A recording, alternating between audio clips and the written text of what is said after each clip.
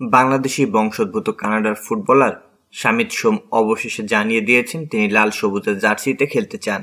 দীর্ঘদিন আলোচনার পর বাংলাদেশ ফুটবল ফেডারেশনকে নিজেই এই ইচ্ছা প্রকাশ করেন ২৭ বছর বয়সী এই মিডফিল্ডার। শামিতের ইতিবাচক সাড়া পেয়ে বাফুফে দ্রুতই তার পাসপোর্ট তৈরির প্রক্রিয়া শুরু করতে যাচ্ছে। সংবাদ মাধ্যমকে বাফুফের সহসভাপতি ফাহাদ করিম বিষয়টি নিশ্চিত করে বলেন, শামিত আমাদের জানিয়েছেন সে বাংলাদেশের হয়ে খেলতে আগ্রহী। এখন সে জানতে চেয়েছে পাসপোর্ট করার প্রক্রিয়াটা কিভাবে হবে এবং কত সময় লাগতে পারে।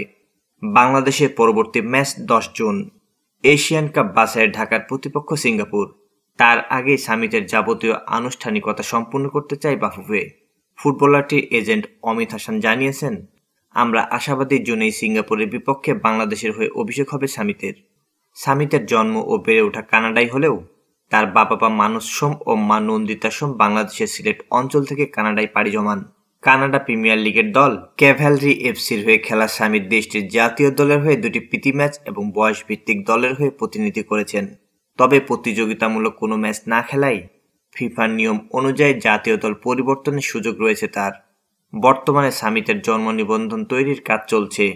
এজেন্ট অমিত হাসান জানিয়েছেন, শামিতের বাবা মা 1993 সালের পর আর পাসপোর্ট রিনিউ করেননি, তাই তাদের এবং শামিতের নতুন পাসপোর্ট তৈরি করতে হবে। আশা করছি মঙ্গলবারের মধ্যে জন্ম নিবন্ধন পেয়ে যাব। এরপরেই সে কানাডায় বাংলাদেশের দূতাবাসে যাবে পাসপোর্ট করতে।